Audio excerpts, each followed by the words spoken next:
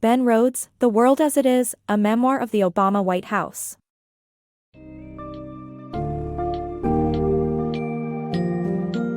Dive into the inner workings of the Obama White House with Ben Rhodes' memoir, The World as It Is. This book sheds light on the complexities of Obama's foreign policy and decision-making processes, highlighting his views on diplomacy, America's role in the world, and his ultimate struggle to translate his vision into reality. Throughout the book, Rhodes provides a unique insider's perspective on pivotal moments during Obama's presidency, from the Arab Spring to the Iran nuclear deal and the challenges posed by fake news and disinformation. This memoir offers an enlightening look at the 44th president's journey, exemplifying both the aspirations and the limitations of American power in a rapidly changing world.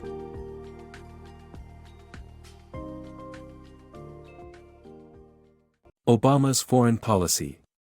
When Barack Obama first ran for the presidency, he promised change, including a shift in foreign policy by going against the establishment's tough stance on countries like Iran.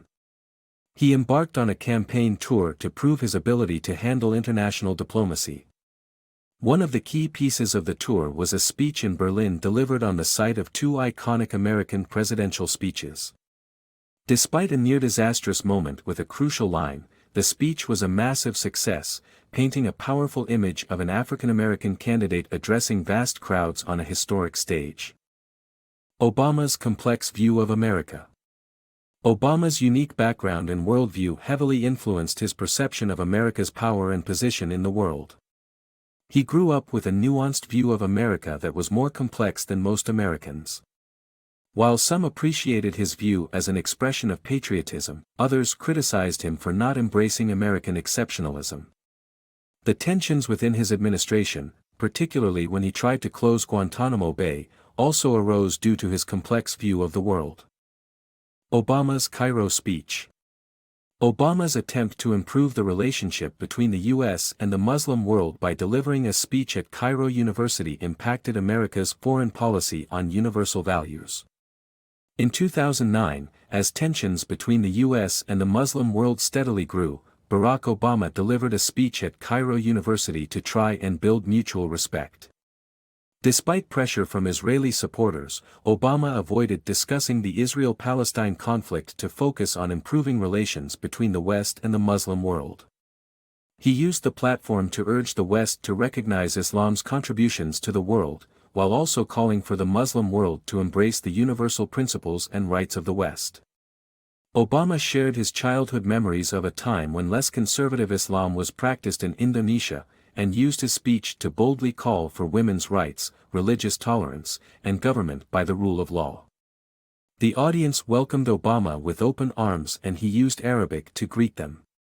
He defended American Muslims' right to wear the hijab and the audience interrupted him with applause when he discussed democracy. Activists even chanted, "We love you," during his speech. Obama's stimulating speech was a pure reflection of his optimistic outlook on the world. It brought hope for better relations between the U.S. and the Muslim world and impacted America's foreign policy on universal values. Obama's vision of the world is one of constant struggle to live up to this standard. Obama's young advisors versus Washington's old guard. In A Promised Land, the author recounts the early days of the Arab Spring and how the divided Obama administration responded to the protests in Egypt. While younger staffers pushed for support of the protesters, others like Hillary Clinton favored stability and dialogue with the Egyptian government. Obama eventually sided with his young advisors and called for a new government, leading to the resignation of Hosni Mubarak. This marked a division between Obama's young advisors and the older establishment in Washington. Obama's pursuit of bin Laden. President Obama's calculated decision-making process to take down Osama bin Laden is recounted, including his attention to the details of the plan and his ultimate decision not to release photographs of the operation. In The Room Where It Happened, the nail-biting moment that led to the capture of Osama bin Laden is revisited. President Obama's unwavering determination to follow through on his promise to bring the terrorist leader to justice is highlighted. Although the risk of failure was high, Obama's knowledge and attention to detail demonstrated during meetings with his advisors confirmed his decision. The president's photographer was even present to capture the moment no matter the outcome. As the raid was in progress, Obama remained calm by playing cards. In the end, the operation was a success, and the phrase, Geronimo EKIA, signaled that bin Laden had been killed. Despite the gory photographs taken of the dead terrorist, Obama ultimately chose not to release them publicly. This book excerpt skillfully relays the events of Obama's pursuit of bin Laden and the president's thoughtful approach to the mission.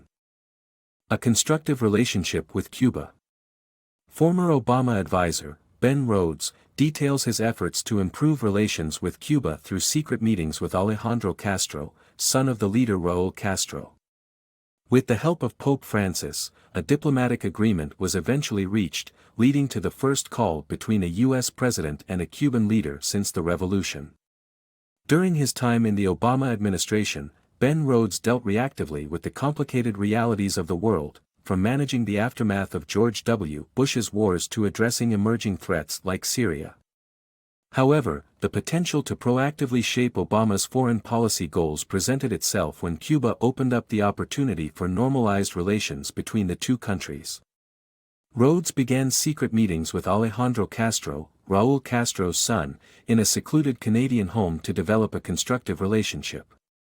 After their second meeting, the Cubans proved their commitment to improving their relationship with the United States by denying asylum to Edward Snowden, a U.S. intelligence leaker. With the assistance of Pope Francis, an agreement to restore diplomatic relations between the two countries was reached.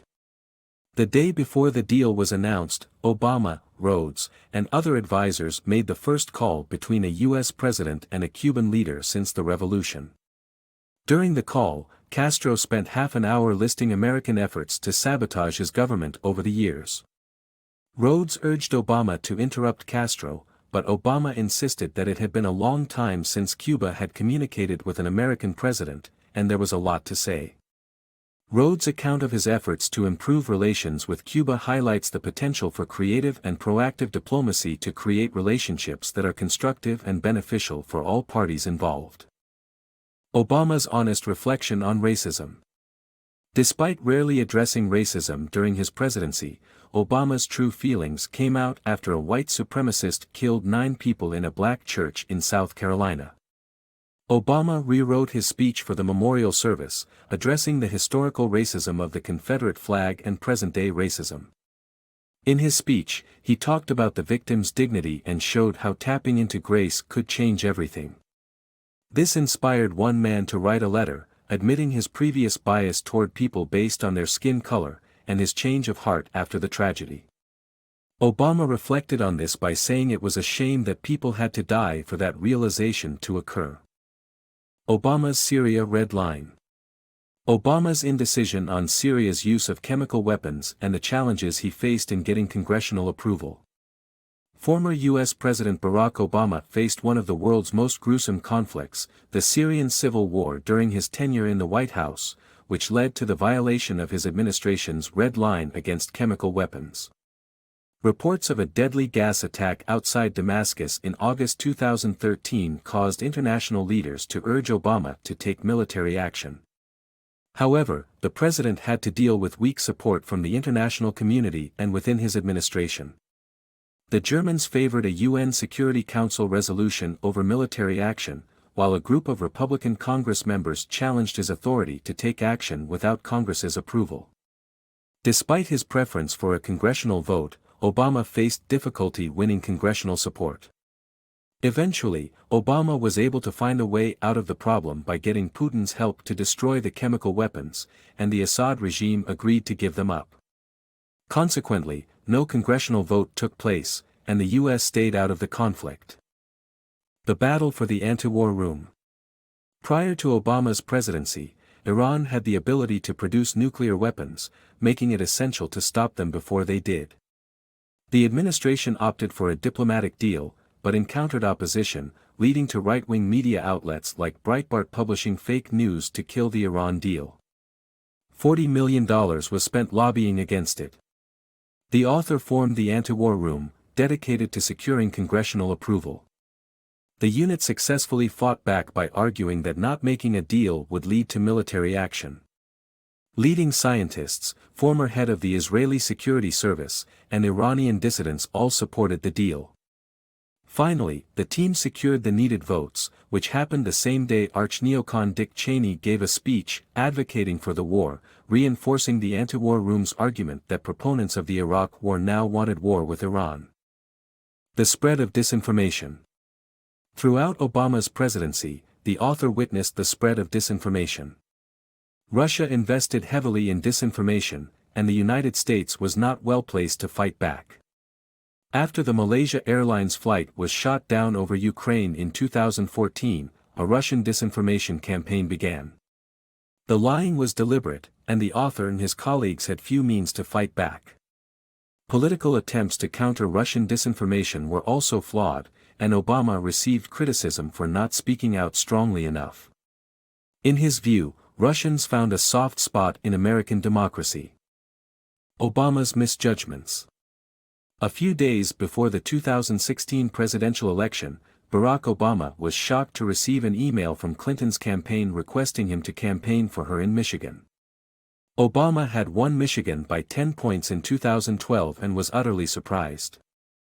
After the election results were out, sitting in the Beast, the presidential state car, Obama expressed surprise given the low unemployment, cheap gas prices, and many more Americans who were covered by health insurance. He pondered whether liberals had lost sight of the importance of identity. Obama was even more astonished after meeting with Trump, where Trump almost prided himself on avoiding taking a clear position on any policy at all. Obama advised to find high ground and hunker down while dealing with Trump.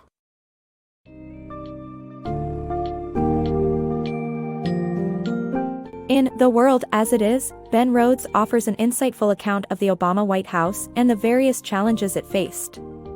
The book delves into Obama's distinctive worldview, his approach to foreign policy, and how he aimed to navigate pressing global issues during his time in office.